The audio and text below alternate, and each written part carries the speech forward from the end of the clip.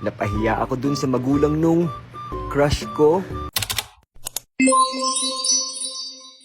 Grade 6 ako nun. Isang araw ay nasa loob kami ng room.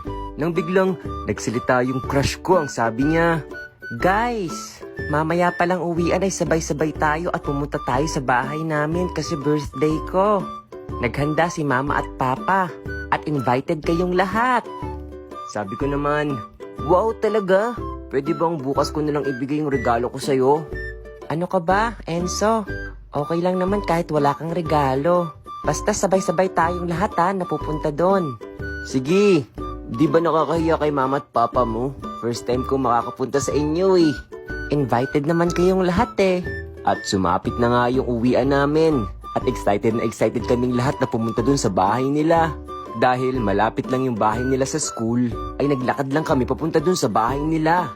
Sobrang dami namin magkakaklase naglalakad. At ang saya-saya namin. Nung nakarating na kami sa bahay nila ay ang daming handa at may mga lobo. At meron ding malaking cake.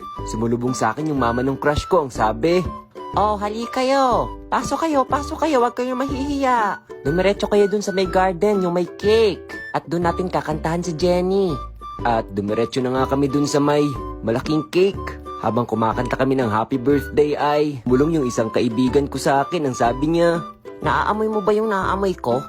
"Ano? Yung naaamoy mo? Ano ba yung naaamoy mo?" "Amoy tae." "Amoy tae? Di naman ako umutot eh. Kanina ko pa yun naaamoy. Sinisipon kasi ako kaya hindi ko siguro naaamoy. Kanina pa ako tingin ng tingin dito kung may tae sa paligid eh.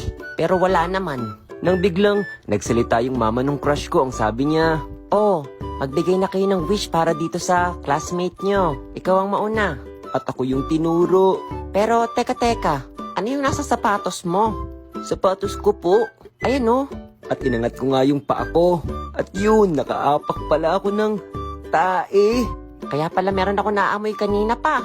O sige, pumunta ka muna dun sa likod. At maghugas ka ng sapatos mo. Mamaya ka na mag-wish sa kanya." At yun, nakakahiya.